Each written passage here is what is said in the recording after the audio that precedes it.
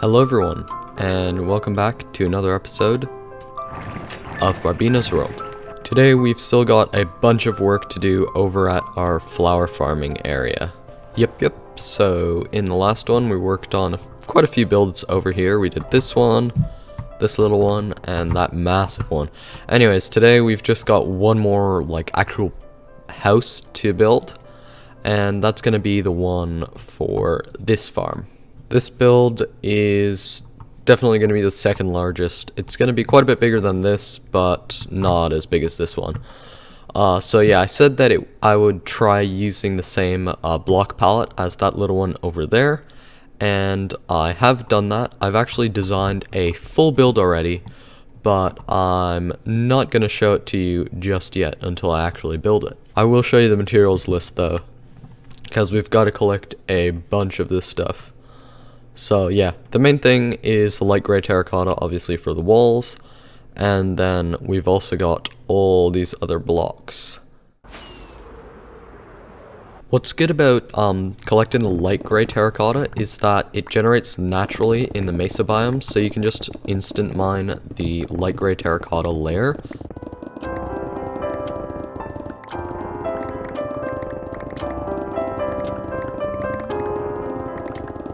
Okay, I think we should have enough of the terracotta. Next up we need the crimson wood. Shouldn't be too bad to collect all of this, but I want to try using that TNT method again, because even though I said it was pretty bad, it was kind of fun for a change.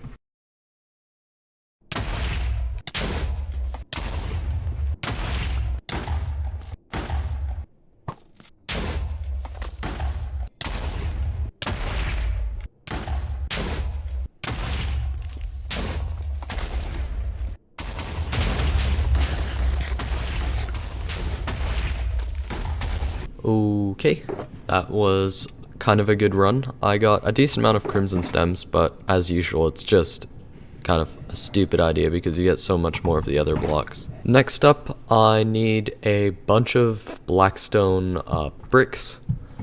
They shouldn't take too long to get if I just barter for them, but I've never actually raided one of these places, the bastions.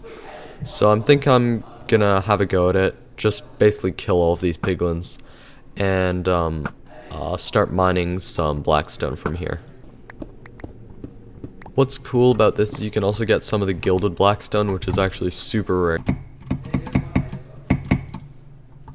That was a close call. Okay, I think I'll pass on raiding the bastion for today. That was not a good idea. I guess it's back to collecting blackstone the boring way for me.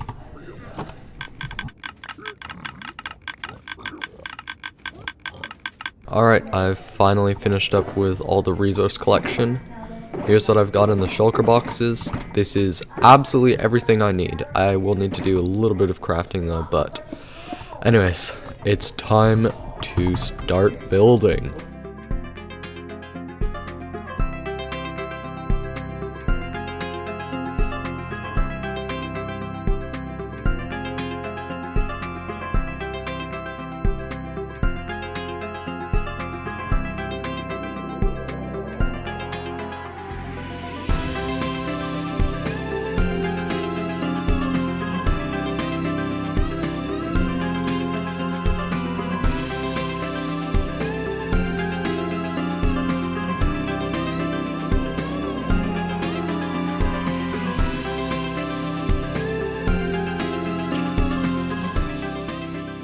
Welcome back, guys. I'm finally done building this thing, and I don't know if I can really compare them, but out of all of the builds that I've done here, I would say this one is probably my favorite, and that's for a number of reasons. One of them's definitely this really nice combination of blocks that I used. The same from this one that I built in the last episode. Everything's kind of brown and black, but the colors still go together pretty well. Anyways, so basically once I designed it, it was looking a little bit boring, so I decided to add in a little bit more detail with these murals. I think they're super nice, and each of them represents one of the flowers that's farmed in this farm. This one's the dandelion, that one's the white tulip, and I've just got a bunch of them on all the different sides for the different flowers. Also, the roof is super nice. I used the same sort of Japanese style roof as I built for this one over here, and also the same roof as the starter house that I built. So yeah, that's kind of cool. And then I also put this extension on for the storage area. None of this inhibits the functioning of the farm though, because we've got the input for the bone meal in here. I actually added all of these trapdoors all the way around just to cover up that one chest. Anyways, we can go around here and we can turn it on like this, and causing a little bit of lag, but now we can see that the farm is working just as intended, and we should get everything being collected. Very nice. Okay fellas, here's what the flower farming area is looking like at this point. We've added in, I think, all of the farms that I really need, and we have kind of filled it up quite a bit, but we also have a bunch of open space. And in order to make this still like look pretty nice, even though we haven't filled up the entire area, I want to put down some decorations around here.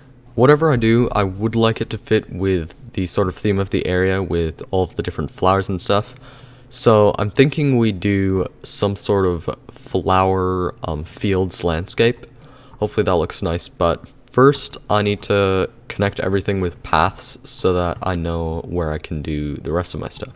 So obviously I want to start this path at the portal right here, and I'm just kind of going to dig an outline for where I want it to go, try to access all of the buildings. So first let's go over to this farm. We probably want all of the paths to be about 3 blocks wide, so I'll try to widen them if I need to. That looks good.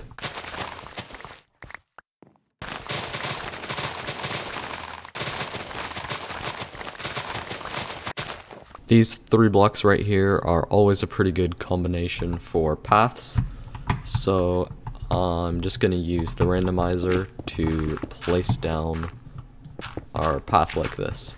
Shouldn't take too long.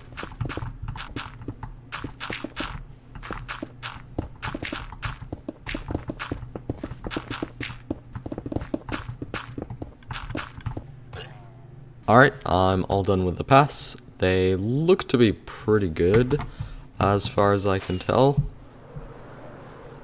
Yeah, very nice. There's basically nothing on this side, but that should be fine if we put in our decorations. Okay, so for the next thing, I think I'm gonna need a lot of leaves, so that means I'm gonna need a lot of shears to collect them. Alright, I'm just gonna plant down a bunch of these oak trees around here. Now let's grow them all up. Now we've just got to get rid of all these leaves.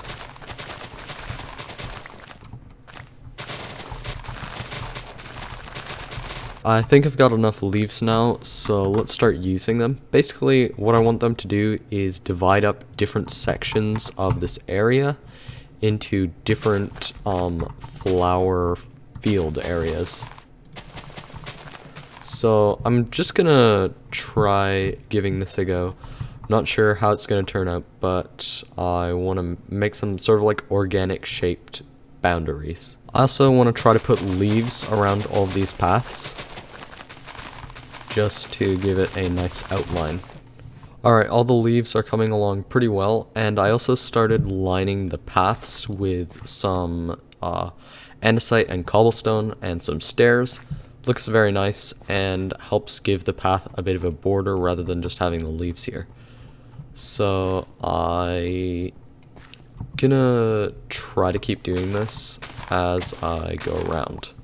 Welcome back. It's time for a quick progress update on what I've got so far.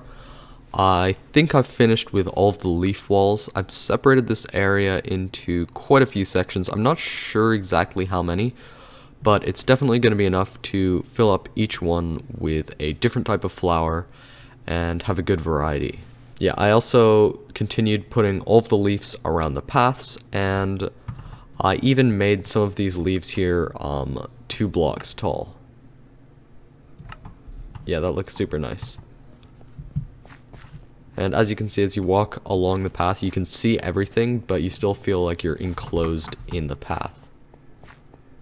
As I said, we're gonna need quite a lot of flowers for this. So I'm gonna go ahead and turn on all of my flower farms at the same time to just stock up on a ton of flowers for the gardens.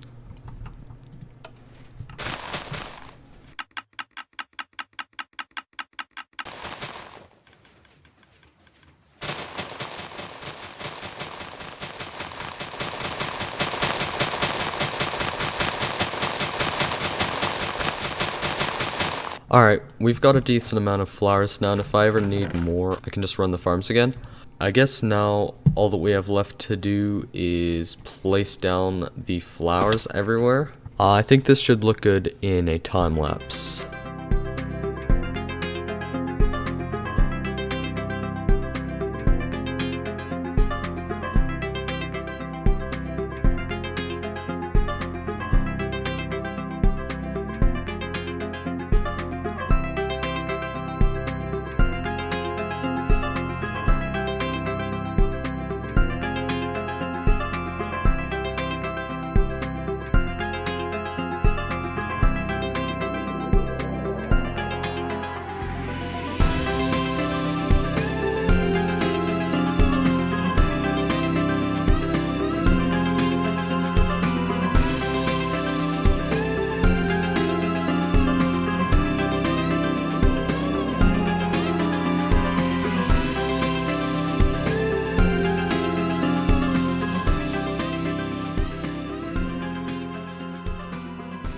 Welcome back, everybody, and I've got to say, this whole garden area that I just finished terraforming is probably my favorite build that I've done, because I really like how all of this came together super nicely, and it all fits into the sort of garden atmosphere.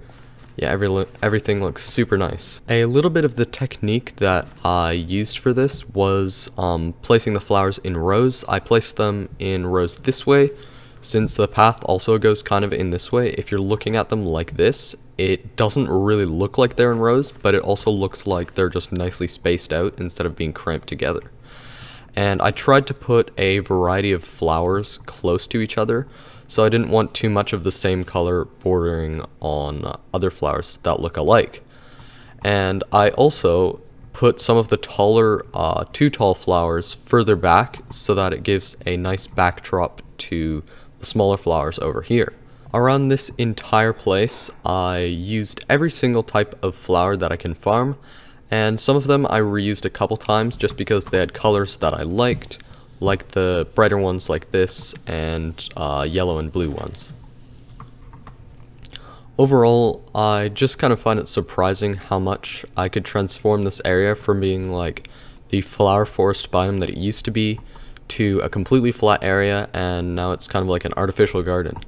And yeah, it looks super nice now. I'm very happy with the result.